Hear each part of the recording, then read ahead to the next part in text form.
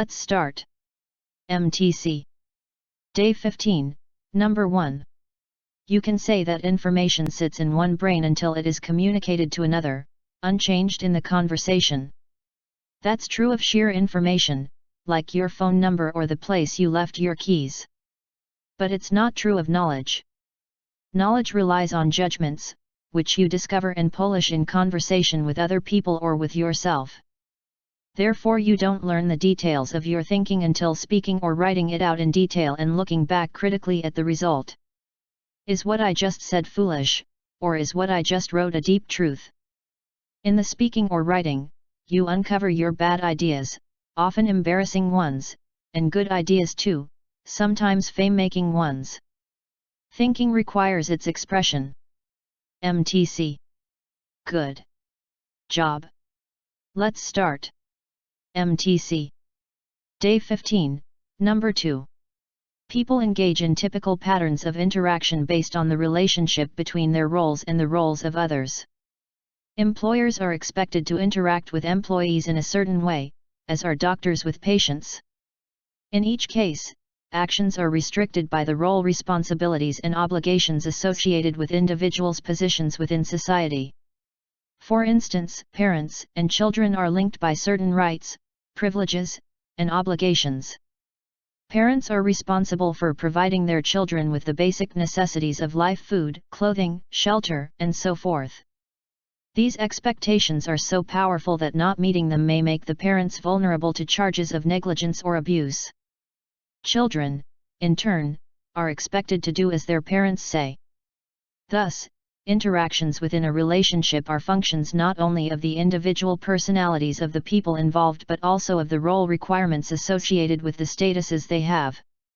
MTC. Good job. Let's start. MTC. Day 15, Number 3. Focusing on the differences among societies conceals a deeper reality. Their similarities are greater and more profound than their dissimilarities. Imagine studying two hills while standing on a 10,000-foot high plateau. Seen from your perspective, one hill appears to be 300 feet high, and the other appears to be 900 feet. 300900. This difference may seem large, and you might focus your attention on what local forces, such as erosion, account for the difference in size. But this narrow perspective misses the opportunity to study the other, more significant geological forces that created what are actually two very similar mountains, one 10,300 feet high and the other 10,900 feet. 10,300 10,900. And when it comes to human societies, people have been standing on a 10,000-foot plateau, letting the differences among societies mask the more overwhelming similarities. MTC. Good job. Let's start. MTC. Day 15, Number 4. Many studies have shown that people's health and subjective well-being are affected by ethnic relations. Members of minority groups in general have poorer health outcomes than the majority group.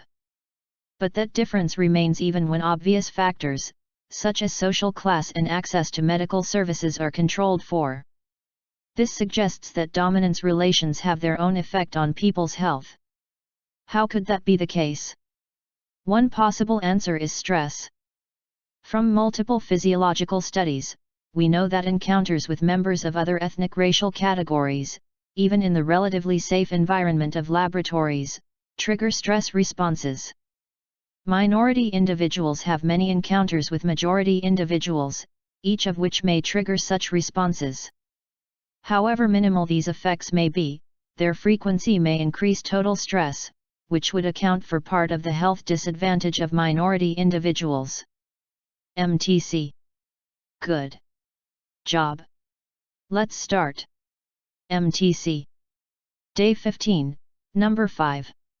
You've probably heard the expression, first impressions matter a lot. Life really doesn't give many people a second chance to make a good first impression. It has been determined that it takes only a few seconds for anyone to assess another individual. This is very noticeable in recruitment processes, where top recruiters can predict the direction of their eventual decision on any candidate within a few seconds of introducing themselves.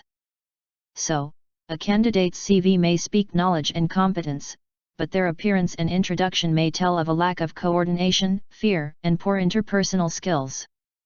In this way, quick judgments are not only relevant in employment matters, they are equally applicable in love and relationship matters too. On a date with a wonderful somebody who you've painstakingly tracked down for months, subtle things like bad breath or wrinkled clothes may spoil your noble efforts. MTC.